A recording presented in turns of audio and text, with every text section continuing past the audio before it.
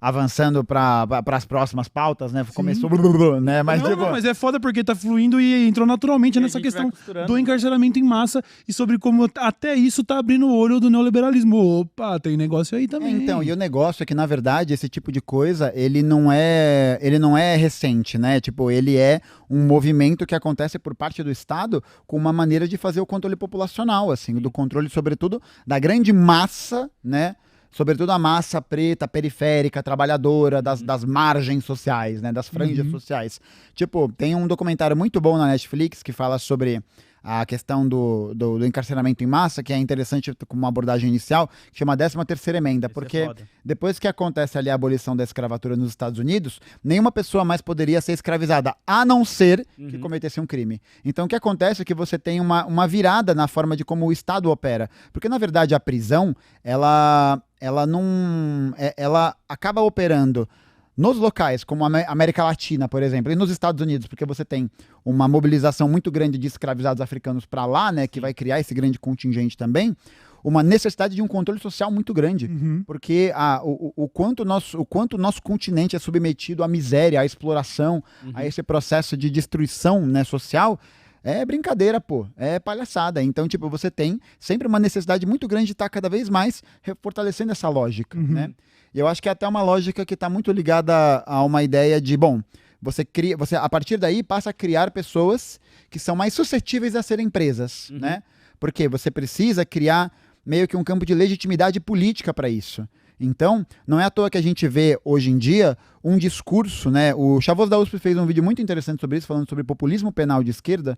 Eu até fiz o react no canal, então o vídeo é muito bom, vale a pena dar uma conferida, porque a gente começa a ver que essa lógica da militarização, do aprisionamento, né? Dessa coisa de um sujeito com muita notoriedade, né? Que é o presidente da República, virar e falar: o policial tem que saber diferenciar quem é bandido e quem não é. Mas quando ele diz isso, o que ele está colocando é justamente o reforço da lógica policialesca, da lógica, sim. E eu acho que é importante reforçar que esse é um aspecto estrutural do negócio, tá ligado? Porque o grande objetivo desse processo de encarceramento é você lidar... Porque, mano, não é segurança. Mano, encarcerar pessoas não gera segurança, velho. Olha isso, Acho que não. o Brasil duplicou sua população carcerária de 2006 pra cá, duplicou, Caralho. e os índices de criminalidade continuam subindo. Sim. E aí, na verdade, a maior parte das pessoas que são presas por crimes, geralmente que não envolvem violência. Sim. Crimes que são de menor categoria ou geralmente relacionados a tráfico de drogas. E lá né? dentro eles encontram outras pessoas que fizeram, às vezes, coisas muito pior. E tem toda uma questão que eu acho que a gente já até falou algumas vezes aqui, que as pessoas, às vezes, são presas por crimes menores. Aí entram lá dentro, é fichada, porque quando você vai preso, não some mais da sua ficha, fica pra sempre, você vai ser sempre um ex-presidiário, você não vai conseguir arrumar um emprego, a sociedade não vai te aceitar como antes.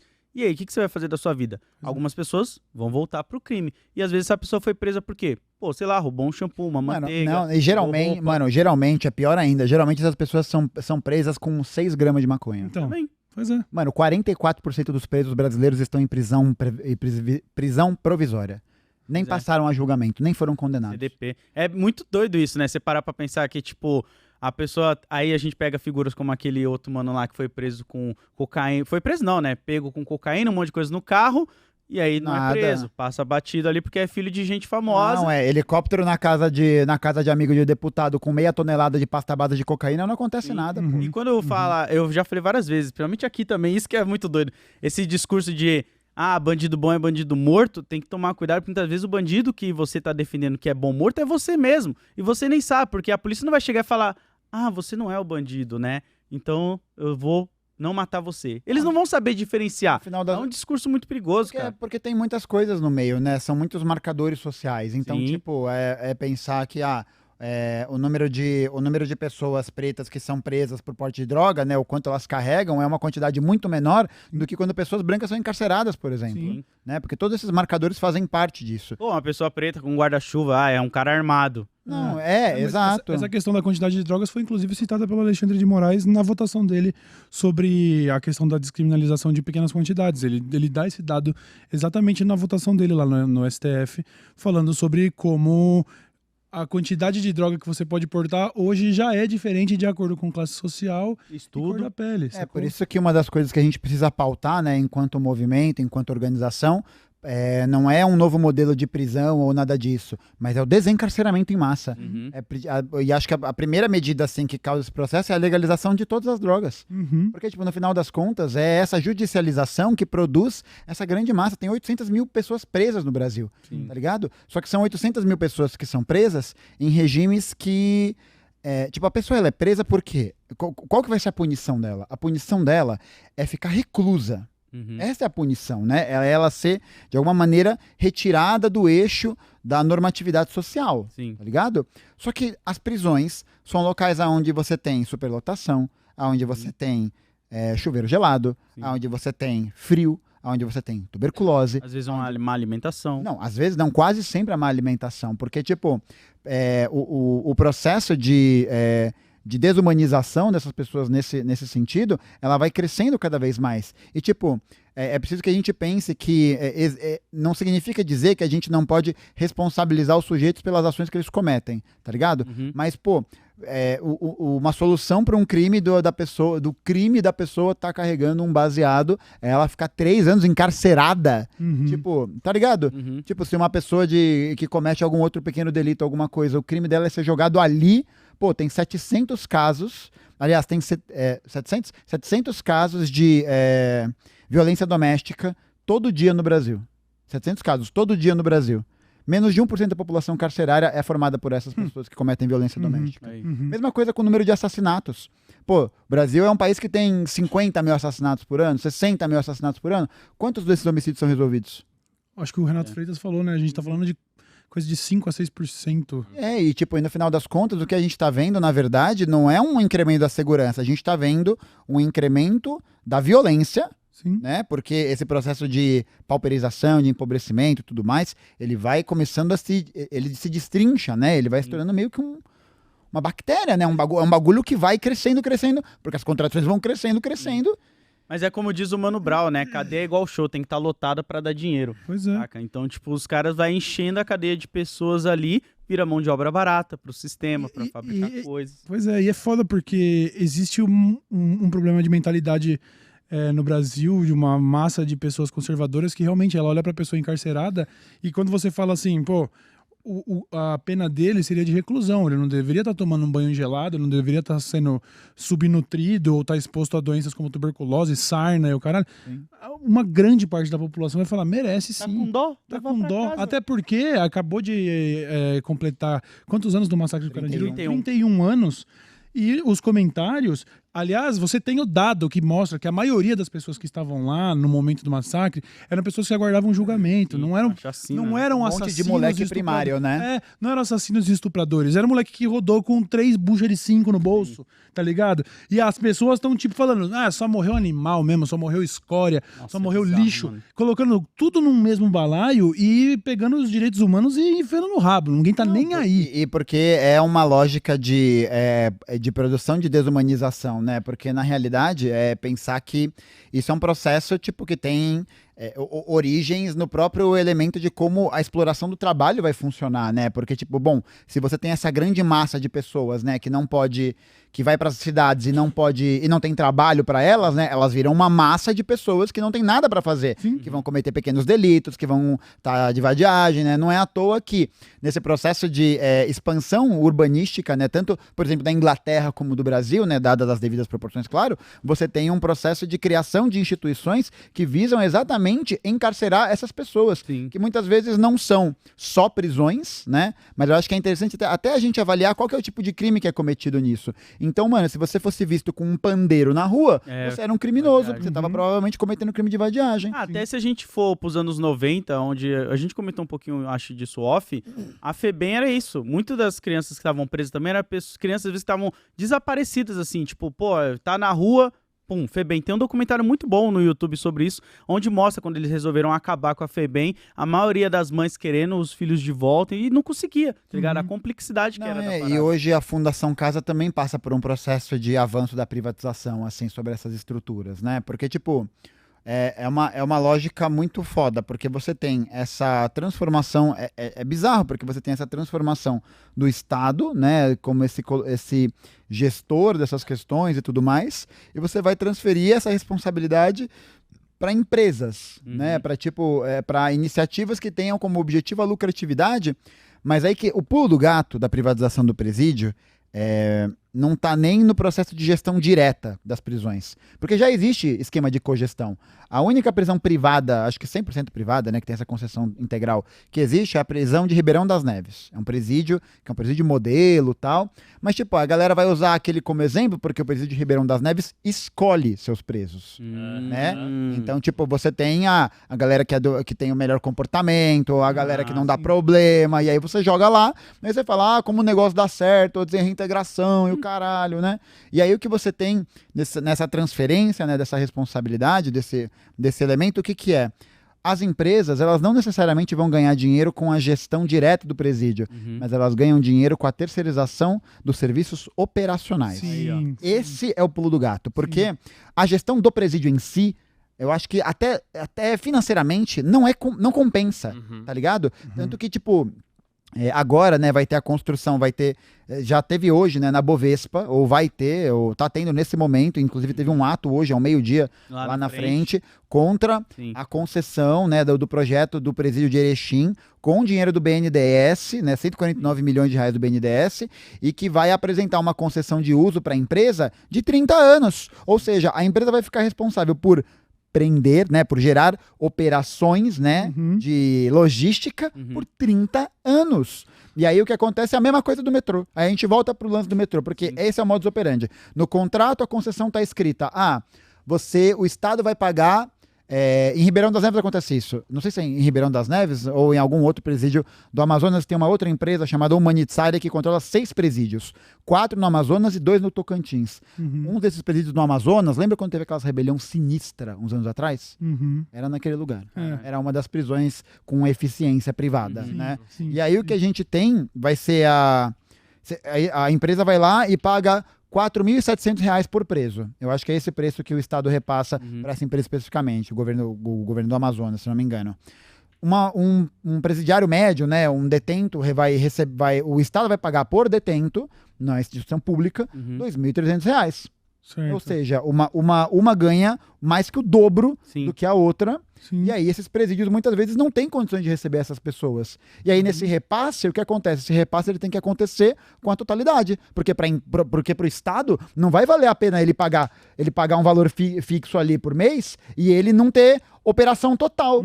Ou seja, é uma indústria de prender gente. Você precisa prender pessoas para poder gerar essa lucratividade nesses estabelecimentos contratuais. E aí, teve gente, né, no Twitter, gente progressista, que fez, que falou, não é bem isso, privatização não é, a gente precisa analisar, mas não, desculpa. Esse é o princípio assim, né, de o abraçar das tendências mais reacionárias, né, de uma lógica absolutamente reacionária, absolutamente manicomial, né, que é para poder apoiar, para poder falar, não, veja bem, não vai ganhar dinheiro com a concessão do presídio, vai ganhar com os serviços, é diferente. Não é. No fim das contas, a partir do momento, você tá vendo as pessoas como produto, lucro, número na planilha. Você vai ver, para pegar a alimentação que tem desses presídios de serviços operacionais, por exemplo, que serve lá dentro, é comida estragada, velho. É comida com larva, tá ligado? É comida que tá destruída, que fornece colchão, que fornece material de limpeza, que fornece serviço de manutenção. Quanto dinheiro essa porra não rende, velho? Por que será que todos os serviços de limpeza, de segurança, de manutenção, pode parar pra ver, de metrô, CPTM, de várias instituições públicas, né, repartições públicas, tudo privado, tudo terceirizado. Por quê? Porque, é muito dinheiro, é muito contrato, velho, é muita grana, tá ligado? E aí, o cara vai lá e a alimentação é uma merda. Aí tem um contrato com a empresa de colchão e aquele negócio, né? Mas no contrato fala que precisa... Meu amigo, entre o que está escrito no papel e o que acontece de verdade, tem um mundo de diferença. Pois é. E a gente tá falando de direitos humanos também, né? As pessoas que não conseguem respeitar os direitos humanos, é isso que eu falo, tá com dólar... Não é sobre isso, tá ligado? Sim. É sobre você querer reintegrar essa pessoa à sociedade depois. Ela tem que entender o crime que ela fez, ela pagou por aquilo, ela pode ser reintegrada à sociedade, arrumar emprego e tentar ter uma vida digna. E eu fico pensando como o sonho que é para um neoliberal maquiavélico como esse, porque se a privatização de qualquer tipo de serviço já representa uma possibilidade de lucro infinito, como você pega transportes, por exemplo, tem muita gente usando, e eles sabem que vão tomar qualquer medida para sucatear o serviço, para poder ampliar suas margens de lucro. Imagina se nós estivéssemos falando ainda de uma população carcerária, onde grande parte da visão do povo é de que essas pessoas não precisam de nada. Exato. Então, para eles é um sonho. Cara, eu posso dar o colchão mais merda, a comida mais merda, as Sim. condições mais merda, porque são presos. Ninguém tá nem aí pra eles. Aqui é dinheiro no meu bolso e foda-se esses caras, tá ligado? Isso é É o verdade. sonho do neoliberal, é administrar uma cadeia. É uma loucura, porque depois você para pra pensar que é o sucesso do projeto de desumanização, né? Porque sim. no final das contas, eu acho que assim, a gente até muitas vezes tem um discurso de ressocialização. Mas para pensar no próprio funcionamento de uma prisão. Você vira para uma pessoa e diz assim, ó, você infringiu uma regra que não te permite conviver em sociedade. Eu vou te tirar da sociedade, e aí, depois de um X determinado número de tempo, ó, se vira aí, hein? Ó, agora que você vai reaprender a viver em sociedade. Pois é. E essa reclusão, ela muitas vezes não faz nem sentido, porque, de novo, a gente volta naquela questão, né? Pô, quantos estupradores a gente não tem no Brasil? Quantos pedófilos a gente não tem no Brasil? Sim. Quantos moralistas aí, defensores de um monte de coisa não tem, que fazem essas atividades? E quantos deles estão presos? Pois é. Quantos deles estão sendo ali condenados pelos seus crimes? Tá ligado? Porque não tem essa mobilização, porque tá preocupado em fazer essa mobilização para poder prender pessoas e encarcerar, quando não mata, né? Eu acho que é essa a questão. E é um processo que se desenvolve e que vai cada vez mais moendo a carne dos trabalhadores, porque a violência aumenta, você tem uma potencialização cada vez maior da violência policial, e isso que significa também dizer que os próprios policiais vão ser também vão estar inseridos nesse processo, né? De salários muito baixos, de uma operação que não consegue, desse estresse. Porra, é uma das profissões que mais se comete suicídio no Brasil. Sim. Se eu não me engano, é a que mais, ou a segunda maior, uma parada assim. Pô, outro exemplo é a questão do próprio crescimento do PCC, como ele surgiu e tudo. Tem um documentário muito bom na HBO, que é PCC, o nome do documentário, que eles mostram que a organização era exatamente por causa das formas que eles eram tratados dentro dos presídios, Sim. sabe? Então eles se organizaram para terem cuidados melhores ali dentro, Sim. e foram se distribuindo em vários outros presídios. Tamanho é o abandono. Não, e é uma loucura, mano, porque por ano no Brasil, esse dado, aliás, eu queria agradecer muito, porque esse tema é um tema que eu manjo de maneira bem marginal. Então eu queria agradecer algumas pessoas que trocaram uma ideia comigo, né, sobre esse tema, que são o Daniel Almeida, Pacho Dani, a Giulia e o Gabriel Abud, que tem obras muito boas a respeito desses temas. Então valeu aí demais, vocês são incríveis. Obrigado pela iluminação. Mas nessa conversa que eu tive com o Daniel, ele estava me contando que por ano, no Brasil, nas prisões, morrem de 2 a 3 mil pessoas por ano. Na prisão. E morre de tuberculose. Só que aí, olha que brisa. Ele não morre de tuberculose. Sabe por que ele não morre de tuberculose? Ele não é uma morte de saúde? Porque se ele estivesse livre, ele não teria morrido de tuberculose. É uma morte de cadeia. É isso. Morreu de morte de prisão. Morreu de cadeia. Mano, é uma doideira, velho. Porque, você começa a perceber que esse ciclo de violência, ele vai se escalando de uma tal maneira que cada vez mais a gente percebe que é um projeto. Sim. Né? É isso, é claramente um processo que produz esse projeto político, né? De você colocar cada vez mais pessoas nesse lugar do encarceramento, da destruição. E é isso, né? No final das contas, uma pessoa numa situação precarizada, fudida ali, mano, é um jogo de gato e rato permanente. Sim, Tá e ligado? a gente tá acostumado, até porque a gente vê isso nas mídias todos os dias, né? Jornal de TV sensacionalista, Sim. sabe? Tem muita coisa que engloba, assim, Ideologia, a parada. mano. É? Sim. É ideologia, velho. Que leva toda uma população, e eu tenho certeza que até algumas pessoas assistindo a gente, infelizmente, pensam, pô, é foda, né? A situação do presídio é foda, o cara morre de tuberculose. É só não cometer um crime. Mas eu quero saber quantos de vocês tiveram a barriga doendo de fome. Quantos de vocês viram seu filho chorando, sua mãe chorando, porque não tinha o essencial pra sobreviver. Não teve, que ano passado, uma mãe que roubou miojo e ela ficou não sei quantos meses. O grande progressista Zanin, né, aí nomeado, falou que ia entrar numa ação de imputabilidade legal, alguma coisa assim, pro mano que roubou 3 pedaços de plástico, um pedaço de um macaco de pneu, e o cara falou, não, é roubo. Tem que ficar preso. E eu acho que é interessante, né, pra gente poder entender que essa é a operação básica da lógica do Estado. Né? Essa é a operação com que o Estado burguês faz essa operação de poder controlar as pessoas. Então eu acho que tem esse mecanismo, por um lado, né, que a gente tem dessa judicialização, né, cada vez maior, para você poder criar legitimidade para prender pessoas, tanto do ponto de vista político, quanto do ponto de vista... É que política e ideológica não são coisas separadas, né, mas a gente separa só para ficar mais fácil. Então, tipo, a gente coloca que do ponto de vista legal, né, e do ponto de vista das ideias, né. Então, tipo, é isso, um programa sensacionalista, de populismo penal. Tipo, o cara passa 1 hora no helicóptero. Tipo, mano, é um jogo de caça, velho. Tipo, fala, olha lá, o marginal passando, atravessando, não sei o quê. O que você tá assistindo? Você tá assistindo um manhunt. Você tá assistindo uma caça humana.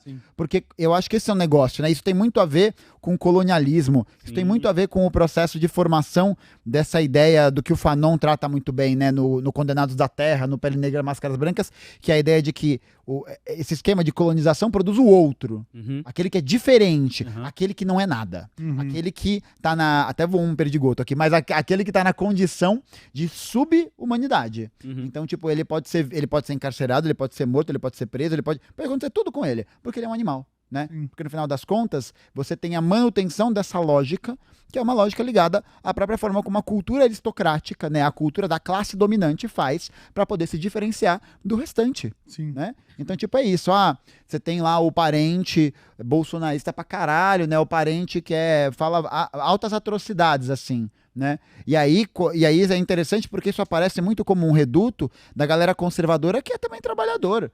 E, tipo, que é trabalhador porque olha e fala, porra, o que a mídia me diz desse cara, dessa violência, disso aí e tal, eu não posso ser isso, eu preciso rejeitar completamente essa ideia e aí eu vou desumanizá-lo. Por isso que bandido bom é bandido morto, né? Nessa ideia de que, nem parar pra pensar, né? Nem pra classificar o que seria um bom bandido, qualquer merda assim, mas tipo... É isso, no final das contas, essa lógica serve para produzir essa diferença, né? E aí eu acho que o projeto de privatização de Erechim, ele entra muito nisso, né? Ele entra como esse suco de apocalipse, né? Da última vez que eu vim, a gente falou de apocalipse, e dessa vez a gente fala de apocalipse gold, né? É isso. Cada vez, ó. Não, é tipo o WhatsApp 2, né? É isso, é o apocalipse 2, né? Tipo, a gente tá lá, sobrevivente, fudido dos escombros, a gente nas cadeirinhas assim, eu acho que agora acabou. Aí tem lá um cara, não acabou não, e aperta o botão, Então, tipo, é bizarro, porque a gente percebe que essa lógica dessa privatização, ela é mais um avanço, né? E ela reforça o discurso desse populismo penal, né? Do tipo, você tem aí as operações que aconteceram com a polícia militar na Bahia, por exemplo, que é do governo do PT, velho. E aí você tem um monte de petista falando, não, é bandido. Mano, imprimindo a mesma tônica reacionária desse discurso.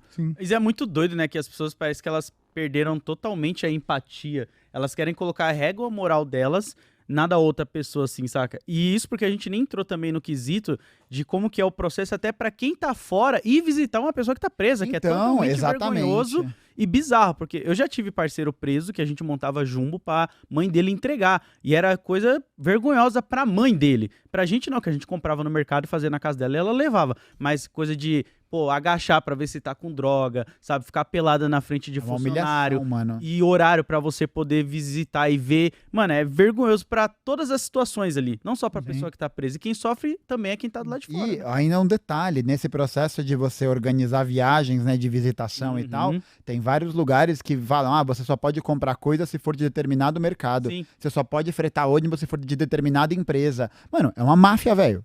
É uma máfia, velho. Lá dentro a gente tinha que colocar tudo em sacolas transparentes para não entrar com nenhum tipo de marca quando chega lá dentro do presídio, sabe? Então, pô, sei lá, você tá levando pra pessoa bolacha, coloca todas as bolachas num pacotinho transparente e coloca na caixa de papelão, né? Que é o jumbo pra ela poder levar. Eu até descobri nesse período, que fica aí, não sei se ainda vale, a gente usava, sabe o selo do cigarro original?